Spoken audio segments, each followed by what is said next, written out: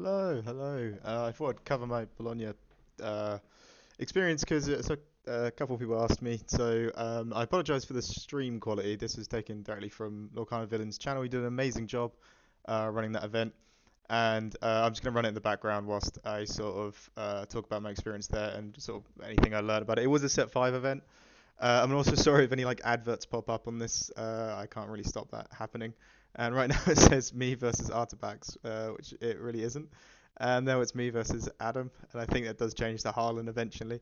But it was really fun, and I was really grateful that Law League invited me out with a group of other players as well, and we got to experience an actual sort of, I want to call it sort of a grassroots um, Italian game, and it's just really nice because I've always been a believer that every country or every region has different sort of popular metas and different sort of beliefs in what decks are the best. And it was really proven in Italy as well, because I played about 6 Steel Song, and I think at any point you could look left or right and see a Steel Song. And also there was green still there, but a very small amount, which meant that when you deck builded, you didn't have to think too hard on the green steel matchup, which allowed for just a bit more fun gameplay.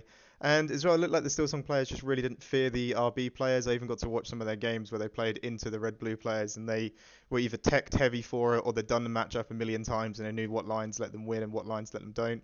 You can see right now I'm struggling to put a headset on because we could actually hear Villain casting the game. But yeah, it was really fun. It was really great.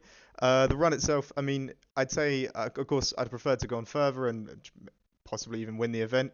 But I think the results I got was fair. For the matchups that I had, we had a good like 3 or 4. I can't actually remember my exact score in the end because it just got quite messy and quite bad. I think we ended up with 5 2-0s, I think, and then a few 0-2s, which just sort of tanked it enough to keep you out of the running. But we had a good few wins in there, and then the losses were very justified. As I say, there was a lot of Steel Song to play against, which if it was the sort of this mid-range version that a lot of them play, which we did end up playing into a lot. As you can see right now, we're getting hit out by the aggro version. This is a dock build, which was also interesting. There's so many ways to build Steel Song, I didn't believe it. But the mid-range version that doesn't utilize Daisy as much or play big questers. Sorry, there you go. There's an advert for curries popping up very quickly. Hopefully that's the only one that pops up. But if you were to play against the version that is more mid-range based. It plays like Vanessa on 2 and stuff like that, and doesn't really play many daisies. It doesn't do the Daisy Smee Lawrence line as much. I felt very favoured into that because they're just not going to law race me. I'm going to have time to set up Cogsurf, Tinkerbell, Simba, and just get some nice card draw going as well. When you wheel me, I'm going to be wheeled into some other stuff. But there was just so many different variants. I mean, the first game we played, there wasn't a particularly fast one either. I think it felt like they could play fast. It had Naveen in it, but they never really got the Daisy out on turn 1. And in best of 2, it's not uncommon that you'll just miss your Daisy on 1 or your Daisy on 1-2 or your early Daisy plays. But they did play Naveen into Fine and Platinum, which made me sort of understand the environment that I was in. There's probably a lot of Steel Song players here because the deck is very popular in Italy, and they have had to really think about their RB matchup because they had the player there who won Birmingham, and he's Italian and he was in there as well, and yeah, he must be having a good time because that matchup is quite favoured, I think, in my opinion, for the RB player versus the Steel Song player. So Steel Song players are going to have to adapt and think about it because I reckon there's a lot of RB players that want to take, not advantage, but, really take that matchup and try and get further. I believe he did make cut and ended up playing against Artifacts in the top 16 match. And he's really interesting to watch. Really, I learned a lot watching his game versus Artifacts as well.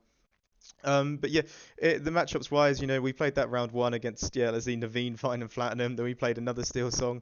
We did get a really bad match into an RP player. They just really played their curve out. It was Flynn Sisu Castle, and over 2 games, I think we saw 1 Porpsicle as items.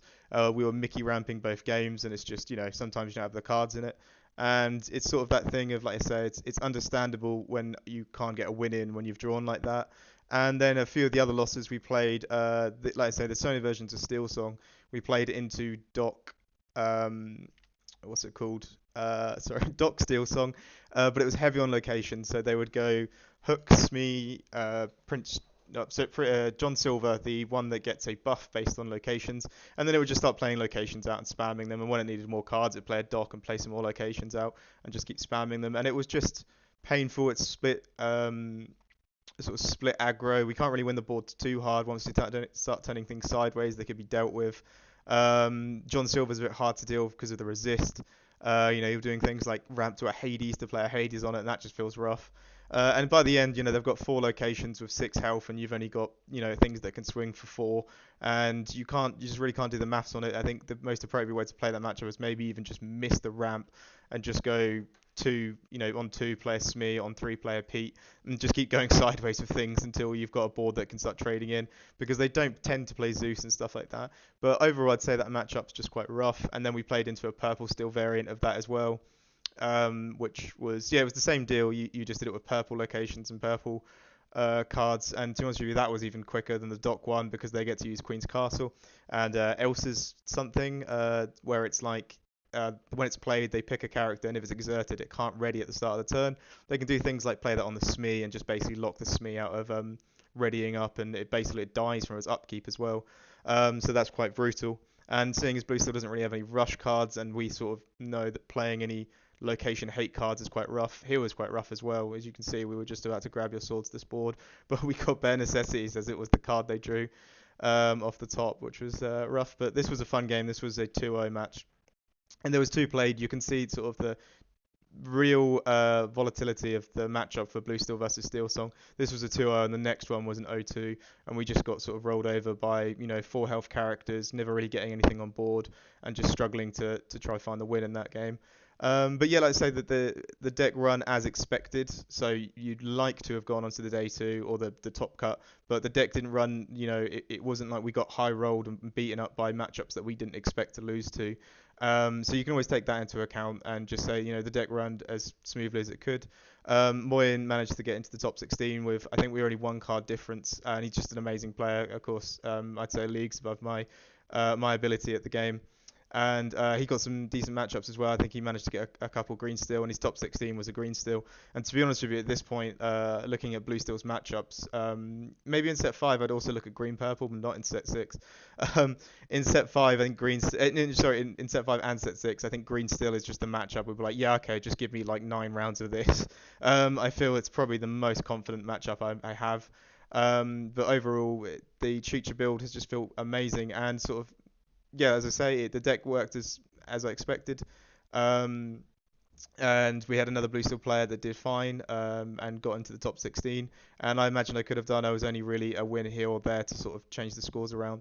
And I just find the best of 2 matchup quite punishing. Best of 2 format quite punishing. You get to a point as well where even getting a draw just feels rough. So you're just not even having fun, and both of you are drawing, so both of you are going to be in the same position. And I could sit here and complain about best of 2 as much as I want, but yeah, I just find it quite punishing, especially for a deck like Blue Steel where it can just have them rough games, and in a best of 3, those variants should even out quite positively.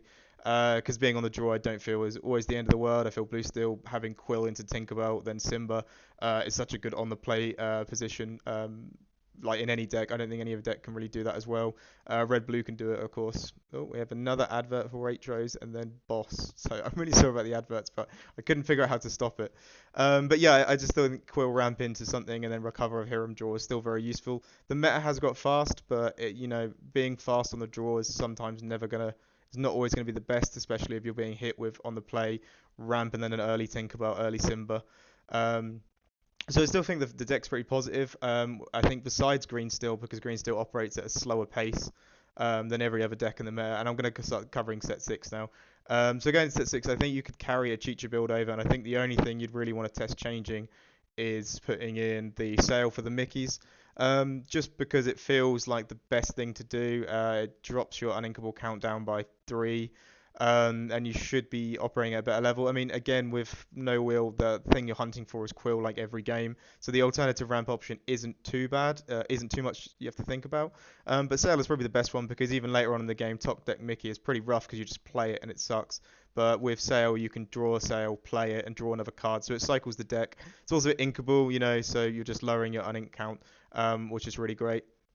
So overall, I think you could just generally take the list that we've seen from Sky and Moyen, take it into set six, just change the sail around if you don't want to put too much exploring in right now.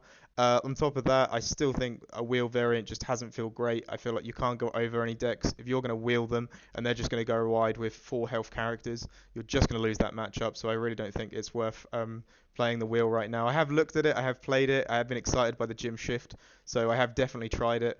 But yeah, it just feels like you ramp, wheel, and even into RP, where that used to be the matchup where you could just ramp and go over them. They can respond with a Genie, a Sisu, and you've now got to deal with 2 characters that you don't particularly have appropriate answers for. So keeping them, at the reliant on their draw power is definitely the spot to be in right now. But on top of that, looking at other decks, there's a version that I've been posting around and did a video on it. And at this point, the way it focuses is we kind of basically going to be ignoring the red-blue matchup because the reason why Chicha was added and the way that the visions are added into the current Chicha build is that it focuses on it can also beat red-blue and red-purple, and then it has a good matchup into the rest of the field. But there's an Alice field coming in that's saying, right, if red blue just wasn't in the meta, we could just play this mid range deck. We cut the top end characters. We play a dime just as a finisher for some matchups. But overall, we're just going to be playing things like Chicha. No, it's not Chicha, sorry, like Calhoun. Right, there's no Chicha in the Alice build. We play things like Calhoun, we play things like Jim, and we've got the Imperial Bow as well, which has been floating in and out of lists. And that was actually a very interesting win, but I've just been talking over it. Yeah, I think that build's very strong. I think it does rely on you just basically not getting red blue as a matchup pairing. That's a really big risk to go into any event expecting to not to be red blue. There might be some red blue players that I would argue are quite greedy, playing very top end heavy decks. That are saying that the red blue is just struggling as meta. And it's like, yeah, because you're just really not playing any of the early removal that we know that red blue can use. I think you can get things like, the Queen of Hearts isn't a terrible card. I think it's not a bad board equalizer, especially to start killing small early questers. And then you can start using things like the Donald Ramp card and just getting bodies on the board. And yeah, at that point, you're at red ladies, and then you just play red ladies out. Medusa on a Genie, and then you've now got a 4/4 to start trading with the board. I think it's a really nice spot to be in. So I definitely don't think red blue goes anywhere. I think it's the same as it is. It just needs to adapt, and players maybe realize that they can't be as greedy because there's just so many ways to get cheap lore early on in the game. So yeah, I'm interested in the Alice build, but like I say, I don't see red blue going away. So I've still got my eyes on the Chicha build, which I think is just a very fair deck into the meta. It takes, I think you still have outs and answers to everything, but you're not definitely going to hard win anything in the game. So yeah, going from set 5 to set 6, and just from this event, it was just, I think the Chicha build is just strong. I think it's probably maybe not the pinnacle of no wheel, but it's probably the pinnacle of, being fair all round into every matchup. You feel like you have agency and you have options into every matchup, and adding in the Hades again to have 2 felt like if I missed one or quilled one, I still had another option to just take out a big character, and then after my Hades are used up, I can just start, going for Tamatara and wins and stuff like that. So yeah, definitely looking at keeping the Chicha build around, and the Alice build is one that I'm probably going to come forward and do more videos on. It's a lot of really fun deck builders for Blue Steel right now, putting their lists out there, and it's been really nice to see the list basically has just gone to a mid-range Blue Steel, which is always fun to play, especially in a no-wheel build where we're just going to be slapping big characters on the board each turn.